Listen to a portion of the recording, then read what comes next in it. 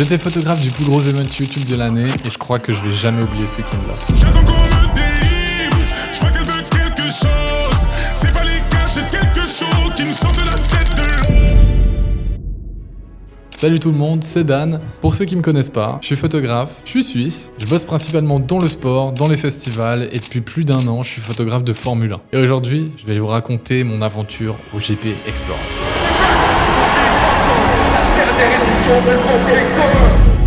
Alors pour ceux qui connaissent pas le GP Explorer et qui vivent dans une grotte, le GP Explorer c'est un grand prix organisé par Squeezie, où des créateurs de contenu, des streamers, des artistes s'affrontent sur un vrai circuit, le circuit Bugatti au Mans, dans des F4, devant plus de 80 000 spectateurs et des millions de gens sur Twitch. Donc ce que je vous propose, c'est qu'on passe directement au vif du sujet maintenant que tout le monde est au clair avec ce que c'est que le GP Explorer, et c'est parti. Alors la question que tout le monde se pose, comment je me suis retrouvé là? J'ai appelé mon ami Cédric, c'est un des membres fondateurs d'Ex Machina. C'est l'équipe derrière toute la direction artistique du GP Explorer. Que ce soit les voitures, les visuels, les tenues, les écrans géants, une grande partie des visuels ont été faits par Ex Machina. De base, c'était pour l'inviter dans mon podcast Focus Créateur. Et au final, au téléphone, on a refait le monde, on s'est dit qu'on voulait rebosser ensemble et on a parlé du GP. Moi, à ce moment-là, j'étais bien lancé en Formule 1 et là, je me retrouve à pouvoir ramener mon expérience de photographe F1 au GP Explorer, dans le monde de YouTube. Le monde qui m'a fait grandir. En plus de ça, j'allais pas être tout seul, j'allais être avec mon pote photographe Félix.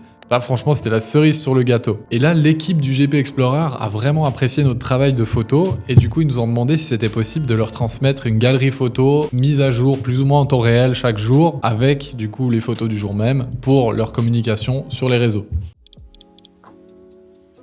Maintenant, on va parler un peu photo, mais rassurez-vous, je vais pas vous sortir un cours, des techniques, des réglages d'appareil, c'est pas du tout le but. L'idée là, c'est plutôt de vous montrer comment je bosse, surtout ma manière de réfléchir. Parce que à mon sens, c'est vraiment ça qui fait la différence sur un événement comme le GP. C'est qu'à la base, je suis pas du sport auto. Ça fait 1 année que maintenant je fais de la Formule 1, mais avant ça, j'avais jamais photographié des voitures. Forcément, quand on se retrouve propulsé là-dedans, on n'a pas trop le choix. Faut apprendre vite, faut être prêt, faut surtout bien se préparer et d'une manière très sérieuse. Et donc forcément, vous l'avez compris, mais je suis pas du genre à arriver à un événement et improviser. C'est pas du tout dans ma manière de faire et puis à mon sens c'est pas comme ça qu'on travaille convenablement. En tout cas pas sur un projet comme le GP pour le GP. Donc j'arrive avec un plan clair en tête, je sais où je vais, à quelle heure et pourquoi. Donc oui, je comprends aussi du coup les gens qui me disent mais du coup c'est pas un peu triste, la photo c'est censé être assez libre et artistique. En vrai vous avez raison.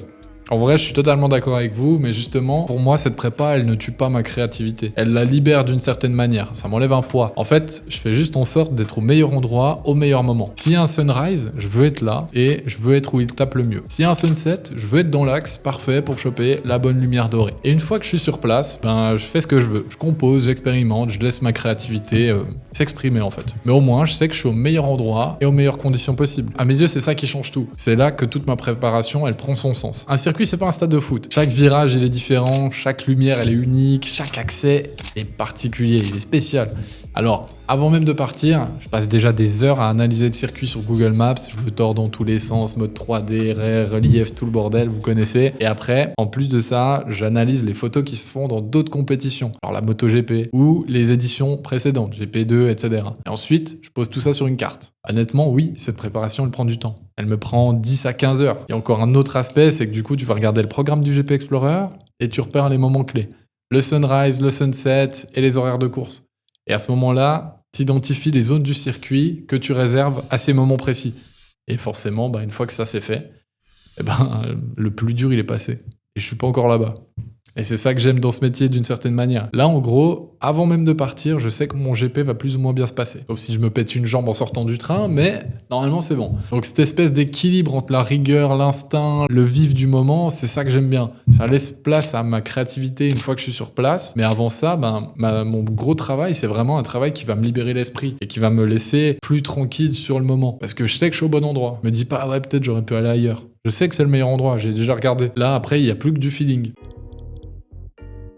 Les moments marquants de mon week-end, en première position, on a clairement nos créateurs. Ouais, je comprends, vous êtes en mode, putain, mais il nous fait quoi là? Il nous fait une devinette, le frérot? Non, concrètement, ce que j'essaie de vous dire par là, c'est que nos créateurs, ils ont mérité d'être là, ils ont été divertissants, et ils ont été vivants, ils ont été humains. C'était des amours. Genre, j'ai vraiment eu des interactions incroyables avec la plupart des créateurs qui étaient là, que ce soit avec Bagla, Squeezie, Anime, Léa, Mastu, Oudi. En fait, j'ai vraiment eu des super belles interactions, que ce soit en off, durant la présentation des pilotes, il y a eu beaucoup de gens qui ont joué le jeu, qui tapaient la pause, qui faisaient des signes, qui regardaient la caméra. Pendant les sessions d'entraînement, durant les roulages, quand ils étaient dans leur garage, ils n'hésitaient pas à taper la pause aussi, faire des grands smiles, faire des clins d'œil. Et en off, tout d'un coup, salut, ça va, comment vous allez, qu'est-ce que vous faites, etc. Donc, en fait, c'était vraiment humain et vivant. Et j'adorais ça, alors que, en vrai, ils avaient quand même pas mal de pression sur les épaules. Il y avait 80 000 personnes par jour qui étaient là pour eux, et ils devaient faire attention à pas faire n'importe quoi aussi avec la voiture. Donc honnêtement, top 1, bien largement mérité. Merci à vous les créateurs, vous êtes des amours. On enchaîne directement avec un autre moment marquant qui est la course sprint. Donc cette session-là, elle était à 18h30, et 18h30 en octobre, ça signifie sunset. On le savait, on s'est positionné en condition,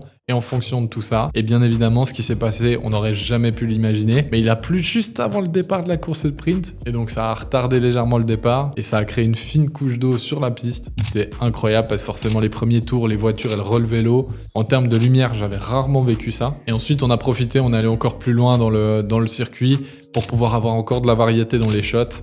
Et là, vraiment, les images parlent d'elles-mêmes. La course sprint, c'était 8 tours. On a passé juste 5 tours à faire ça. Et ensuite redescendre. Et vous voyez ce qu'on a réalisé. En vrai, c'est fou. C'est pour ça que je suis obligé de le mettre dans ce top. Et c'est clairement une des sessions photos les plus incroyables que j'ai vécues dans ma carrière de photographe de sport auto. Célébration de la course sprint. On se retrouve dans notre petit KGB avec mon petit Félix. Et on se met à retoucher nos photos très rapidement, tout simplement parce que les photos de célébration, c'est quelque chose qu'il faut rendre rapidement. S'ils ont envie de faire un post pour mettre en avant les gagnants, c'est souvent grâce à nos photos qu'ils le font. Donc on avait mis en place un workflow très carré, et du coup, une dizaine de minutes après la célébration, on envoie les photos. Et ça n'a pas manqué, on a bien fait, tout simplement parce qu'après ça, on se retrouve à voir nos téléphones qui s'agitent un peu. Le GP Explorer fait son premier post photo du week-end. 7 photos, dont 5 qui concernent la qualification sprint, et c'est 5 de nos photos. Donc là, forcément, on se lève, on se check, on est trop content, on est hypé, on est rempli d'une émotion on est fiers de nous. On est content d'avoir réussi à faire ça, et on est content que notre workflow, que notre prépa, que tout ça, elle fonctionne. On était bien positionnés, on a fait des super belles photos, il y a de l'émotion, ça se ressent dans nos photos, et nous on ressent cette émotion que peut-être que les gens ont ressenti en les voyant. Et là on a une fierté qui nous envahit forcément, on a ce petit succès qui nous dit ouais ok. Donc les amis, là on passe directement à une des dernières anecdotes, des moments marquants de ce week-end, l'anecdote du bus. C'est qu'on avait tellement de travail entre les graphistes et les photographes qu'on avait un peu des complications pour aller au logement, et il y a même des soirs où on dormait tellement peu que ça valait plus la peine de rester sur le circuit. Plutôt que de dormir sur le sol, l'équipe du GP Explorer avait prévu le coup, et il y avait des bus aménagés pour dormir sur place. Vous voyez venir le truc ? Ouais. Donc en gros, on demande des places pour dormir sur le circuit, on demande 2 places, on en a 4. Et donc au final, nous on se retrouve dans un petit bus sympathique, petit bus Team Suzuki, nickel, des couchettes, une petite douche et un évier. Tout ce qu'il faut, on demandait pas plus. Et là on dort tranquillement, le samedi matin on se réveille. On a dormi là-dedans. Je me suis gelé le cul. Une couette qui fait la taille de rien du tout. Et là il fait froid. Il y a déjà les gens qui arrivent. Le grande roue, Sartec. Il pleut, il fait froid, j'ouvre la porte, il me pleut sur la gueule, il y a du vent partout. Et il y a surtout plus les escaliers pour descendre. J'ai sauté du bus. C'est bon pour vous ? Le problème, il était simple. C'est que j'espérais juste que j'étais assez réveillé pour avoir rien oublié en haut. Parce que j'allais clairement pas remonter. Et du coup, après, j'ai couru pour rejoindre mes potes. Et à ce moment-là, on était tous à la même, tout le monde était fatigué, personne ne savait où était l'escalier. Wow. Personne ne savait, donc tout va bien. Vous avez été nombreux à me poser des questions sur Instagram, et du coup on va y répondre en vidéo. Classique, mais ta photo préférée du week-end. Très clairement, ma photo préférée... C'est une blague, ma photo préférée... C'est 2 ans, c'est une dinguerie. Non mais plus sérieusement, ma photo préférée c'est clairement celle-là. C'est une photo que j'ai faite à un moment où j'étais vraiment ému. Il y avait la petite musique qui allait bien avec, la musique que tout le monde a dans ses oreilles depuis plus d'une semaine, celle de Adèle Castillon, en boucle. Et donc forcément, elle me touchait un peu. C'était The Last Race, c'était la dernière fois qu'on allait vivre ça de cette manière-là. Il y avait tout le monde sur la piste, tous les flashs. Il y avait une ambiance, il y avait une vibe, c'était un peu la fin d'une belle histoire. Et très naturellement, quand j'ai eu cette question sous les yeux, eh ben, cette photo m'est parue être une évidence. C'était comment de voir des créateurs qu'on suit depuis des années. Alors naturellement, j'ai été un peu impressionné au début. Enfin, j'avais un petit effet un peu spécial, un petit effet waouh que je ressentais moins en F1 parce que je suis moins fan de la F1 que du monde de YouTube. Et donc très clairement, ça m'a fait un petit truc bizarre au début. Mais très vite, quand eux-mêmes ils ont cassé cette barrière, comme je le disais avant, où ils ont interagi un peu avec moi d'une manière très naturelle et très fluide, forcément en fait, ça me paraissait être un peu mes potes. C'était incroyable. Comment était l'accueil du personnel? Exemple, vendeur en boutique, restauration. Alors personnellement, j'ai pas croisé tous les corps de métier, j'ai eu principalement affaire à la sécurité, au marshal et au directeur de piste. Et honnêtement, ils étaient tous très sympas, j'ai eu quelques échanges très cool avec eux aussi, et franchement, j'ai l'impression qu'au Mans, c'est incroyable, hein, tout le monde est sympa, donc merci pour ça. Je peux pas vous dire si les membres de l'URSSAF étaient sympas, je les ai pas croisés, mais en tout cas, le reste était cool. Comment tu as réussi à créer ta place dans ce monde des courses? Je pense que, honnêtement, si je parle français, j'ai pas encore vraiment ma place. C'est-à-dire que, certes, j'ai un pied dedans, mais à tout moment, on verra demain. Mais je me bats en tout cas pour créer ma place, pour créer mes marques, pour continuer, entre guillemets, à performer là-dedans. Et j'espère que demain, j'aurai encore plus ma place. Ce qui est sûr, c'est qu'en tout cas, l'année prochaine, j'y suis toujours. Mais peut-être l'année d'après, on verra.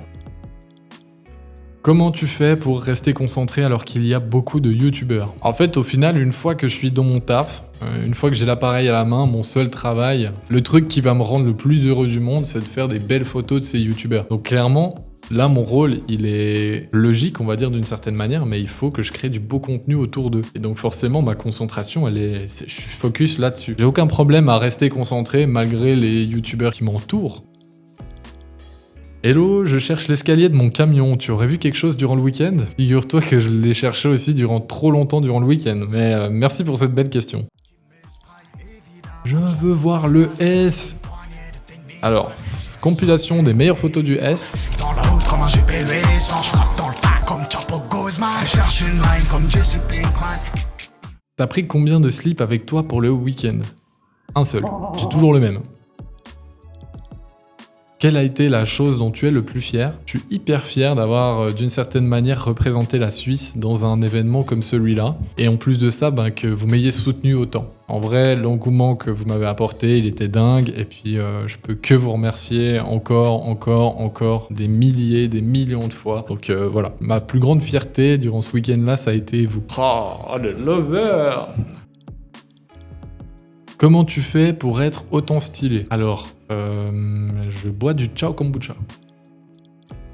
Quelles étaient tes appréhensions? Alors mes premières appréhensions, ça a été de me poser la question si c'était autant bien organisé que la F1. La raison, elle est simple, c'est qu'en fait j'avais peur que toute la prépa que j'étais en train de faire ne serve à rien si derrière en fait l'organisation, par exemple, nous dit non, ça vous pouvez pas faire parce que c'est trop compliqué, il nous faudrait plus de membres de sécurité, je ne sais quoi. Et je me suis trompé. C'était super, c'était vraiment bien fait, donc félicitations, bravo le GP, et mes appréhensions, elles ont été très vite balayées. Donc voilà, on a fini déjà avec la FAQ, je vous avoue qu'il y a encore pas mal de questions, mais si je réponds à tout le monde, on en est là pour des heures. Ce qu'on va faire, c'est qu'on va faire un petit format en plus sur Instagram que vous pourrez retrouver en format réel.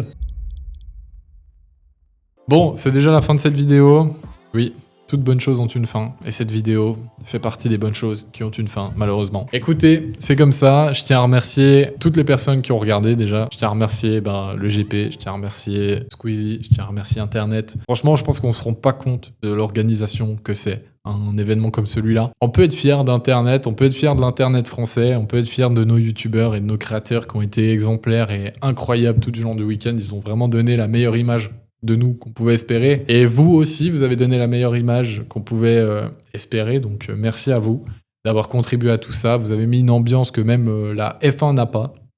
Donc en vrai de vrai, je pense qu'on peut que être fier de tout ça. Je suis reconnaissant, je suis ému, je suis content. Je tiens encore une fois à remercier Ex Machina sans qui tout ça n'aurait pas été possible. Je tiens à remercier bien évidemment mon acolyte Félix, sans qui je n'aurais pas autant rigolé durant tout le week-end et sans qui on n'aurait pas passé autant de bons moments. Donc voilà, incroyable, merci beaucoup. N'hésitez pas bien sûr à liker, commenter, à vous abonner. Tous les réseaux de toutes les personnes que j'ai pu mentionner sont dans la description, donc que ce soit Félix, Ex Machina, le GP, je pense que vous connaissez, puis les créateurs, je vais pas avoir besoin de les remettre. Donc, c'est ciao! Est-ce que c'est pas la meilleure fin?